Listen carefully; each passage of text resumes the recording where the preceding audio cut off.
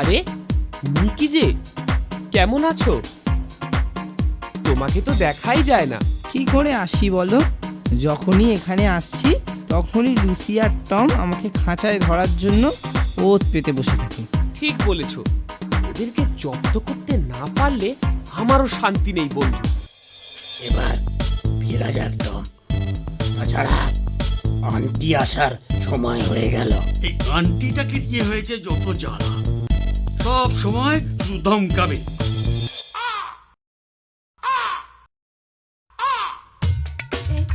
খেলা হয়ে গেল, লুসিটা এখনো রাস্তায় রাস্তায় ঘুরে বেড়াচ্ছে।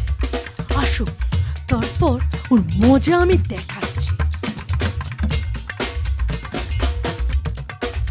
এই যে পুষি, লুসি কোথায় বলতে পারো?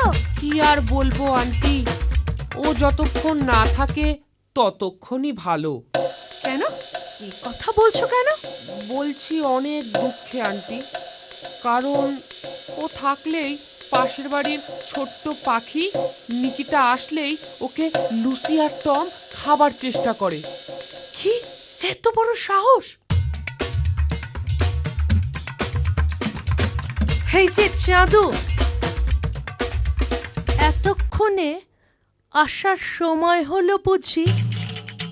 কেন আজ কোনো পাখি পাওনি? মানে বুঝেছি, এটা নিশ্চয়ই পুষির কাজ। না না, মানে আন্টি, আসলে পশু পাখি আমি খুবই ভালোবাসি। থাক, আর সাফাই গাইতে হবে না। এবার ঘরের কাজকর্মগুলো সেরে ফেলো দেখি, না হলে। আন্টিকে নালিশ?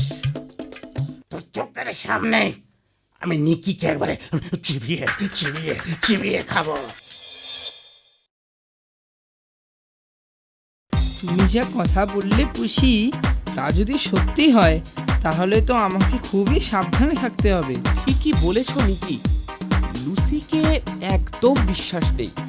ও সুযোগ পেলেই তোমায় খেতে আসবে। বুঝলে টম, এর একটা বিহিত করতে হবে। খুশিটা আন্টিকে বলে দিয়েছে যে আমি আর তুমি সুযোগ পেলেই নিকিকে খেতে চেষ্টা করি। তাড়াহুড়ো করে কোনো কাজ করো না, না করাই ভালো। আমাদের সঠিক সময়ের অপেক্ষা করতে হবে।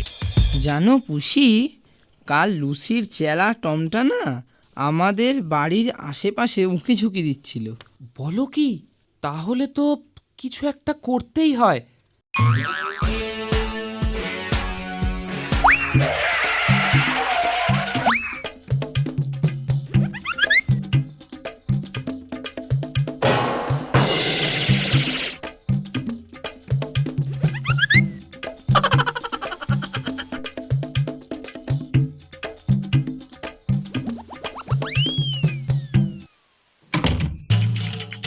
বাহ, কুকুরটা তো বেশ নিজে থেকে ধরা দিল। না না স্যার, আমি আমি রাস্তার কুকুর না স্যার, আমি আমি বাড়ির কুকুর। আমার ঠিক আছে স্যার, স্যার আমায় ছেড়ে দিন চুপ স্যার। চুপ, একদম বেয়াদবি নয়। এখন চুপচাপ শ্রী ঘরে চলো। কি নিকি, কি মনে হচ্ছে? এবার মনে হয় লুসি পাখি ছেড়ে পিঁপড়ে খুঁজবে।